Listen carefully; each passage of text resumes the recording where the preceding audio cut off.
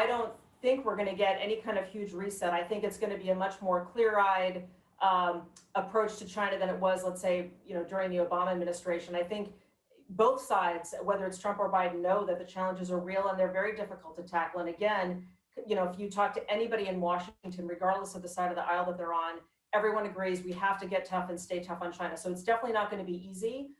You raise the military issues. That's obviously a concern. There's a host of other issues that we're dealing with China on besides just economics. But I think that bringing together alliances where you can to press on certain pieces of that would be an easier strategy than going unilaterally.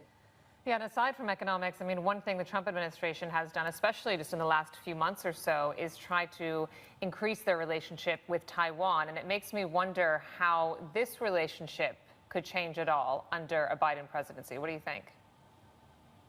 Well, I think that's a tough one because, again, Republicans and Democrats know that is very touchy for China. Again, the Biden administration has said they want to really drive a values-based foreign policy. So they will, I think, more so than a Trump administration, hold to, we offered some protection. We don't want to roll back on that. We're not a transactional foreign policy team.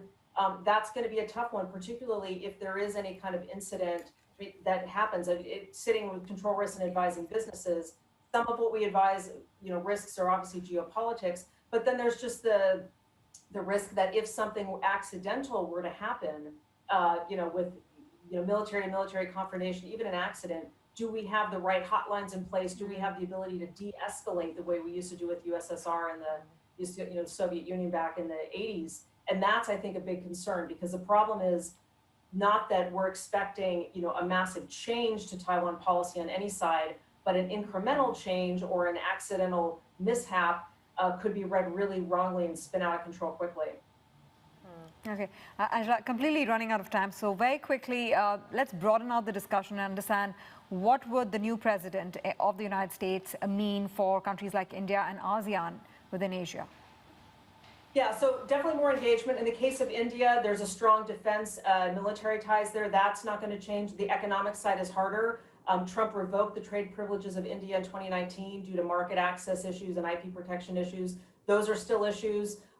Trump has, cut the H-1B program back. That hurts the Indian IT sector. But if Biden wins, there's more opportunities there, although there's going to be a human rights focus as well as some of Modi's policies there. Broader ASEAN, I think, again, with the Biden administration, you'd see more engagement. They've said they're committed to doing things like showing up at the senior levels at summits, things like the East Asia Summit, really wanting to play a role in standard setting on the digital economy and getting more involved with global trade and what that means. So I think a Biden administration, while definitely we're not going to see an exact pivot back, it's too late for that, but there's going to be much more engagement there.